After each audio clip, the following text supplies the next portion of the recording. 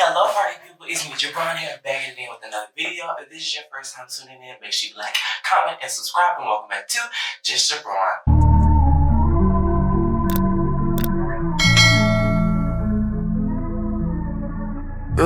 Y'all, once again, there's a lot to discuss this week. Kim Zolciak is trying to get her kids back in her custody. Cardi B and Latto actually have drama going on, and she finally talks about her relationship with 21 Savage. And did you hear about the OnlyFans divorce couples hoax? All that and more. So, can we talk? First things first, y'all. As you can see, we're in a different location because y'all, I am currently in downtown Atlanta, Georgia, for my Skills USA competition. I talked to y'all all about my Atlanta Chronicles at the end in the Can We Talk segment. But first things first, y'all. Latto in this Breakfast Club interview was very insightful. So, she finally revealed, her relationship with 21 Savage, and she pretty much admitted why she didn't want, to, reveal to the public about her relationship. A lot of people was under the assumption that he was married. No, that was just false. The couple have been together for quite some time now, and she pretty much said that she didn't reveal her relationship because she wanted to keep some part of her life private, and pretty much the fact of she didn't want, the media's influence or things of that nature on her relationship. She said that she just wanted to keep that to herself, but obviously with her getting pregnant and having this child, things were going to be a little bit different. And then, after they caught them on the beach or wherever they were, they of course had to pretty much make the relationship public. She also talks about how she was like a couple of months pregnant overseas, and she was crying, trying to get her hibachi sent because she just wasn't having a good day, and pretty much that no one in her camp knew besides like one person that she was pretty much pregnant. And then her grandma called her and was like, "Hey, Alyssa, are you like pregnant?" Because it got leaked out in tabloids and the press. The thing about this whole situation is I respect her so much more as an artist and as a person who's trying to maintain having a private life and not give the public too much, because I can only imagine what it's like being a public figure about having these people infiltrate, your relationship and giving their opinions about things that they don't know and things that they pretty much are just assuming about things that they've heard or are making completely total up. I mean, respectfully, nobody's really trying to claim 21 Savage like that. Nice man, very nice man, but kind of hard on the face. You know what I'm saying? I mean, he makes really, really good music, and I really am proud of them. They are, one of Hollywood's new hit couples. Latto is up and coming. She's had her big hit, Big Fantasy, a couple of years ago, and she's still making music. But also in this Breakfast Club interview, which I had no idea was even a thing, her and Cardi B allegedly fell out. So apparently Cardi B, there was a leaked phone call that happened or whatever, and Latto, I guess, responded on her record. Let me double check and make sure. Hold on, let me get my facts right. So apparently there was a phone call leaked between Cardi B and Ice Spice manager, and then she called Latto pretty much something like out of her name or whatever. Of course, Latto felt, hurt and betrayed, and so of course she responded in her song, and she said something to the effect of talking about buying Big Mama a bag like my ain't already bought it.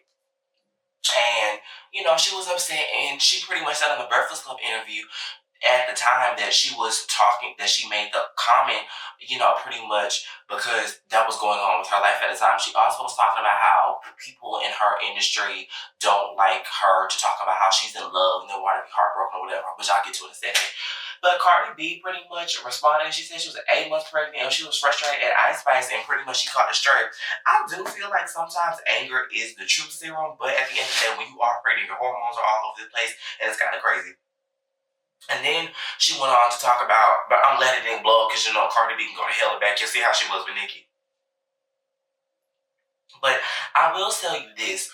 What was kind of shocking to me, well, it wasn't shocking to me, but when she made the comment about people don't want to see her happy, I do believe it. A lot of people in this world, they want to see her miserable, have 15 baby daddies, be the industry thigh pocket, have her legs spread wide open, fitting everybody, and nobody really wants to see you happy. Everybody wants to look at someone and feel like that their life is better than them, and they pretty much want to have someone that they can be miserable with.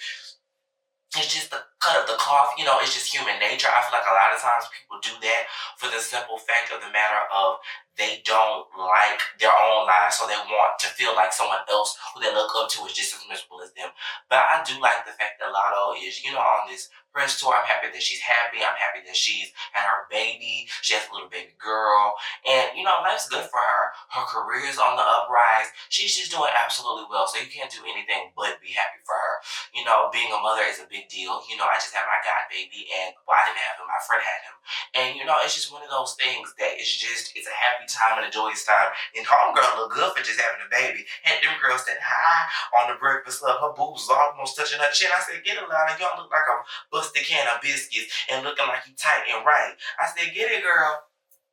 Nonetheless, did y'all hear about that hussy, Kim Zolciak Biermann and Kroy? So Kim, as we all know, lost custody of her kids because pretty much she was missing the court-appointed therapy appointments that was going on, and she was not really in town when it came to her children because, no offense, she's used to laying on her back, spreading her legs, and sleeping with somebody's husband. This is her track record. She blew through all of Kroy's money, blew through all of her money, lost her big old house in Alpharetta. You went from driving Rolls Royce, Bentleys, and everything else to pretty much having this, I think you live in like a $500,000 house, which was worth one of your cars or two of them put together. All that horn, and you have nothing to show for all the miles on your vagina, and now you pretty much have to do these court tactics. And then Big Papa passed away, so you can't go back to him and get another townhouse. Like, all that hoeing, and ain't nothing paid off. This is why everybody needs to go to college and get a degree or get some kind of secondary education, because you don't want to end up like Kim Zolciak Biermann, which hopefully you drop the Biermann, because you don't deserve that. Because pretty much what happened is she's trying to go to the courts and get primary custody or whatever, because she claims that she gets phone calls all the time of the kids need medication. She alleges that one of the children said that Kroy is physically, verbally, and emotionally abusive. She also claims that he pretty much is not, like, she's always getting these phone calls or whatever. And I think Kim's having a hard time actually having an active father in these children's lives, because as we all know, Kroy went and got a real job to pay his bills. He's doing the right things. He's not trying to hold on to fame. His Atlanta Falcon days are over. He's doing the right thing to take care of his children. Do I think that he's emotionally, verbally, and physically abusive? No, I feel like later generations are a bit sensitive. Allegedly, this was also revealed in therapy, but I do feel like sometimes children do kind of over-exaggerate certain things. Now, I'm not going to take these claims lightly because I'm not in the household, but parents do get frustrated, and they do yell, and they do scream, and no offense, he probably has some burning problems with getting tackled on the football, or where you're a bench warmer. Y'all remember, didn't really care. I know you weren't there that long. So, your biggest claim to fame is being the boy with the big butt on Housewives, who's married to Kim Moore. And, that really didn't get you anywhere, because now you have to go work like the rest of us human beings. He did get primary custody, as I mentioned, due to the fact that Kim is pretty much a suck-ass mom. Kim, I think you're grasping for straws here. I think that you don't know how to handle living in a dual-parent household, considering the fact that Kim and Brielle and Ariana's father was not there, so now you're pretty much desperate, and the one thing that you had to hold over this man and hold over his head, you no longer have, because at the end of the day, without these kids, you pretty much have nothing. You're probably going to try to get child support because you can't pay your bills. You're trying to do reality TV again, but no offense, nobody's really checking for you. Your reality show that you were on got canceled for 15,001 years. Like, Kim, nobody's checking for you like that anymore. You're supposed to go on some, like, a reality show on Amazon Prime with Kenya, Tamar, and the Chrisleys, which I'm pretty sure that pays a cute bag, but what are you going to do in between that time? Like, Kim, the price of vagina is going down. I guess you could go strip again. Hopefully you have all that face paid off, and hopefully you have all the rest of your creditors. At this point, file bankruptcy, because, Kim, nobody really cares for you. Bravo's not checking for you. Like, nobody cares about you anymore, and the fact that you're doing these desperate tactics to get your kids back is pretty much you trying to stay in the press, in my opinion, because nobody really cares about you. You're the slut from Housewives of Atlanta that nobody's checking for anymore, and your time and your fame is pretty much over. Those people at TMZ gonna report about you because I guess they feel sorry for you. But other than that, Kim, I wish you nothing but the best, and God bless and God keep. Nonetheless, I've got to tell y'all about a little bit of my Atlanta Chronicles.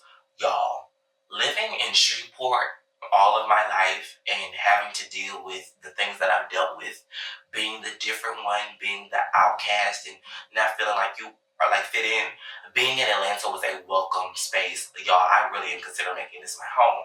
I have had a ball, even though y'all know I'm here with the Skills USA competition, which I'll figure out if I want or not. tonight. I just had an absolute ball here, but it just goes to show you that just because you don't fit in your environment, there's plenty of more spaces out there for us to blend in and fit in. My phone blowing up since I've been here. Y'all done gained this weight. The people in the streets like the weight. The first night I was here, somebody flagged me down. I was trying to figure out why I had the camera in my hand. The food's really, really good. I ate at this expensive steakhouse called Ray's. Delicious. We ate at Mark's Pizza the other day. Also delicious. The lemon pepper chicken wings were horrible. They weren't lemon pepper. They were like lemon chicken wings. They were too sweet for my liking. Didn't really like it, but the pizza itself was A1. We ate some like Hungry Fries place that's like walking distance from my hotel because I'm staying in like a hotel that was built in 1925. It's beautiful. We're at the Courtyard by Marriott. It's a beautiful hotel. Thank you to Bipsy for paying for it because I didn't. Y'all have been having a ball into the Coca-Cola factory. I walked there. Y'all have been doing a whole bunch of walking. Like, y'all, I'm just loving it here. Like, I really am considering making this my home. I haven't had this much fun and I haven't been at this much peace in a long time. But I also feel like me going on this trip allowed me to realize that I'm ready to face my fears. Because y'all, I went to the Coca-Cola factory by myself. Y'all know my anxiety in the olden days would not have allowed me to do that. I also have been competing in this speech thing by myself. I really have no complaints. I think that went well. I see if I place or not tonight. But being in front of a group of people and it's a small, intimate gathering. It was just 3 judges, and I was there in a podium. It was very intimidating, but I will tell you this. Getting out of your comfort zone is one of the most beautiful things that you can ever do because fear is the only thing that controls you. And once you get over the fear, you realize that nothing bad can really happen to you. But anyway, y'all, that's all the time that I have for y'all this week. I'll tell y'all more in detail about these Atlanta Chronicles later. But y'all, thank you for tuning in. I'll see y'all next week. Bye!